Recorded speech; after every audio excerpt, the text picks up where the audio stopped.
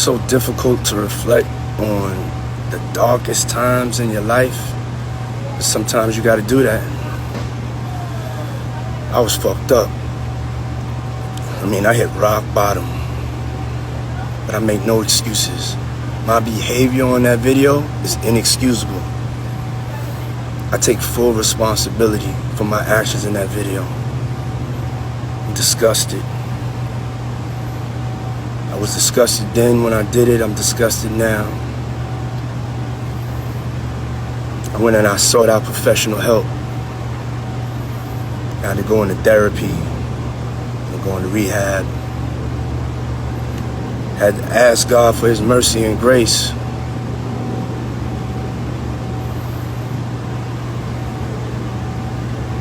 I'm so sorry. But I'm committed to be a better man each and every day. I'm not asking for forgiveness. I'm truly sorry.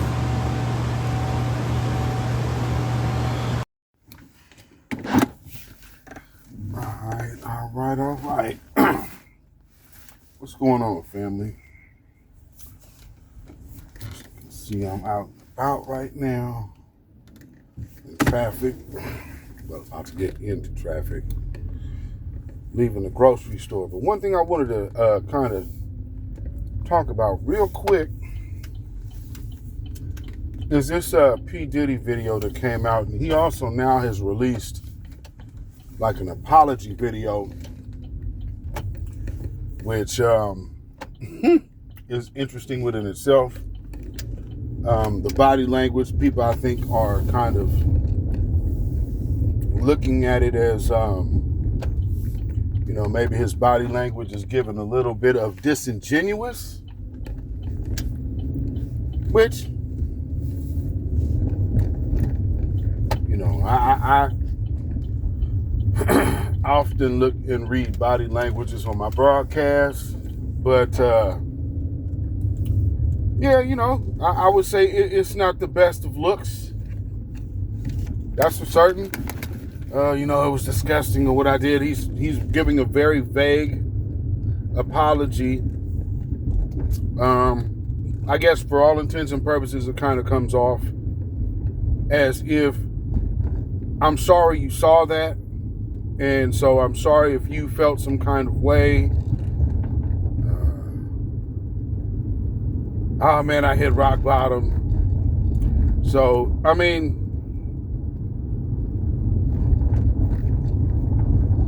if one person was kind of looking into it with a kind of deeper perspective, it could come off a little narcissistic.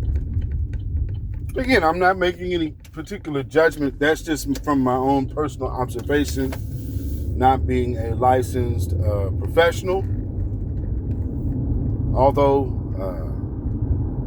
certain works that I've done and been able to be part of has became part of curriculum in some sorts of, especially when it comes down to personalities.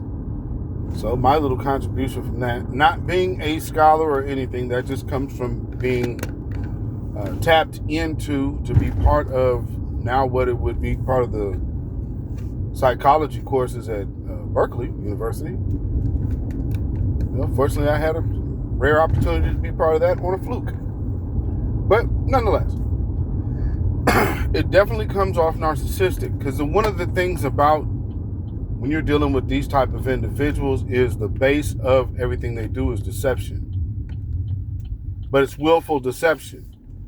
What I do want to see from other people out here, though, the people who are going to try to quickly come out and act like this apology is sincere and do that,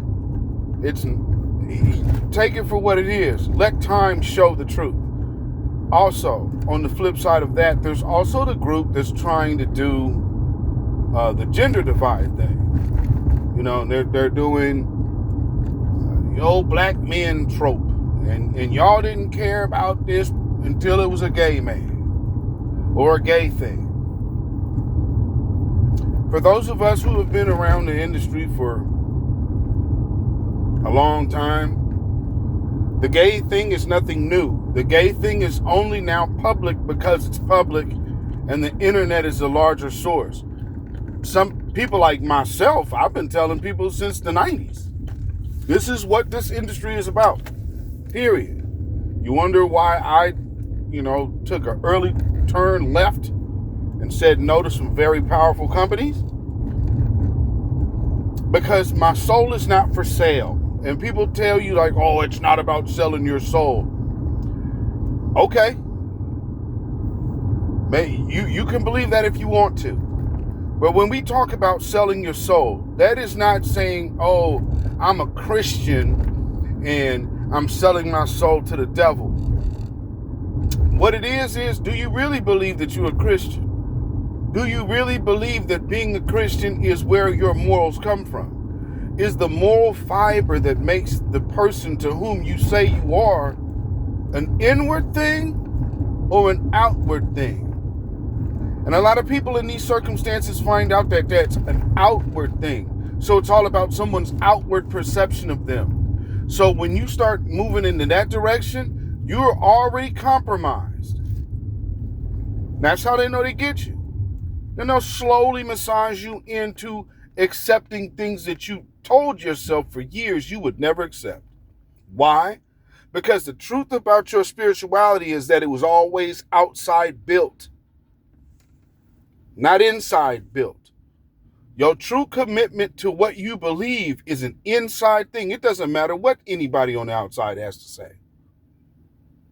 So watch these people pivot. Plenty of people have pivoted. Gospel artists.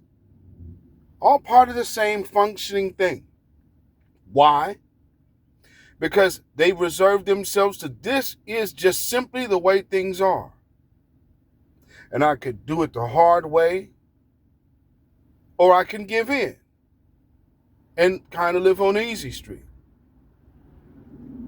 Because at the end of the day, these people run the world and we can't topple them.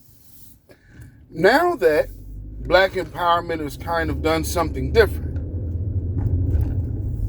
we're watching very, very powerful Black tools get broken on a daily. And with this is a person to whom they had to go, the government to go seize this man's tapes. And then within a month or two of an FBI raid on this man's home, these tapes are being leaked. You can't make this a black or white thing, or a man and woman thing. What you can make this is a system thing.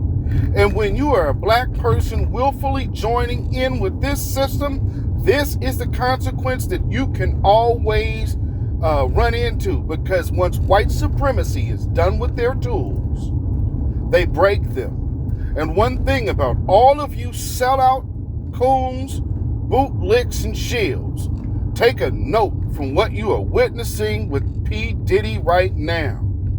The grassroots time is now. The truth's time is speaking. If you cannot understand that, all we can say is you need to get up off of that cocaine, and you need to get up off of that crack. You need to get your mind together, or you need to get yourself together and get your mind back.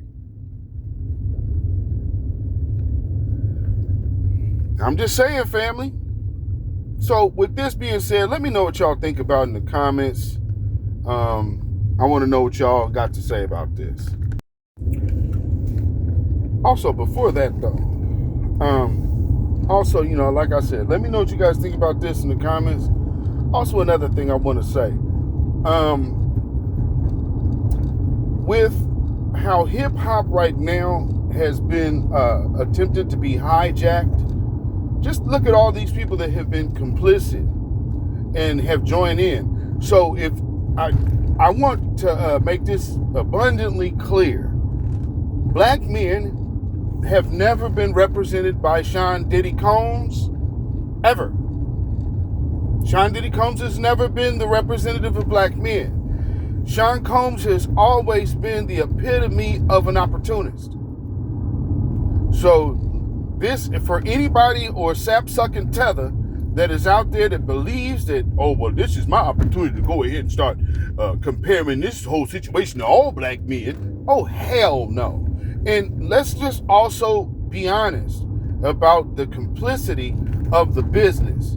You think that this is the only situation or circumstance where these type of things are going on? No. But let this be the reality of what selling your soul looks like. You will do anything you can to get your career popping, and you will endure anything.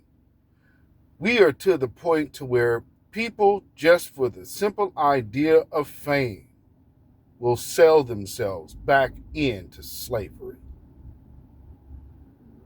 We have to really seriously look at what we're at. So if anybody tells you that the call and cause for reparations is a senseless argument, shun that MFer.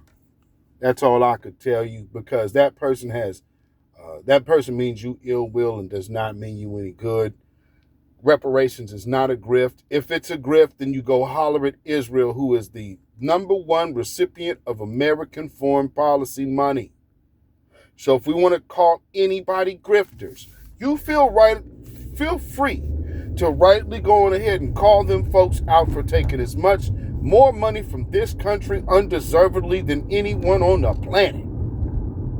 But before you come hollering at black folks who built this country that support those dollars, you go holler at those people who didn't earn an ounce of any of our money that consistently gets the lion's share of it.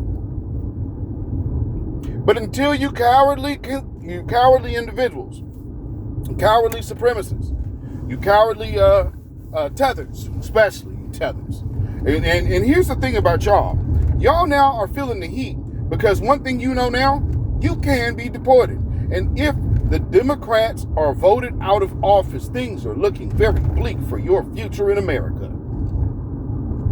As comfortable as you thought and you wanted to believe you were, foundational black American freedmen, the descendants of chattel slavery here in America, are the only undeportable group outside of those so-called foundational white Americans. Undeportable. I think anybody that is outside of that banner should probably watch their tone when talking to us. Maybe not want to be so disrespectful. Maybe talk to us and approach us in the honor and manner of honor to which we deserve. Here's another thing about reparations, and the person that was in my comments talking about how what they say, America's government is a corporation and it's blah, blah, blah. So those people aren't even here anymore. Here's what happens in corporate America. When you buy out someone, if you want to call it that, then what you have to do to effectively own a business when you're buying it is you're assuming all of the debt of that business.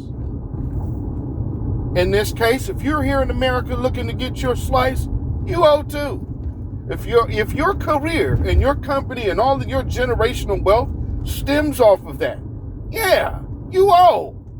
That's how that works. It works in any other way in America and the world. So 2 things y'all need to holler at before you start crying and whining at black folks: the IRS and Israel. Until y'all ready to do them 2 things, when it comes down to foundational black American business and our reparations, shut y'all asses up. Hashtag hands off our reparations. Peace, power, blessings, and protection be upon all of you and yours. This has just been a real quick tap in on a Sunday afternoon. I had to go strike out real quick, so I figured why not go ahead and tap in with the family real quick while I'm on the move. So as I'm on the way back in, just make sure that you you just keep an eye on all of the distractions that they're doing out here. And remember, we are in an election year. We're focused on our tangibles and we're focused on our agenda. Entertainment is one aspect of things. Sports is another aspect of things, especially when it comes down to the WNBA. That's why we've been talking about the Angel Reese and Caitlin Clark thing with the WNBA, because that's an image thing. All of these different levels are tools of warfare, so we have to make sure we meet the battle head up wherever it needs to be fought. And with that being said, stay black, stay vigilant, stay alive. Black first, black first, black first. Shalom, y'all. Peace.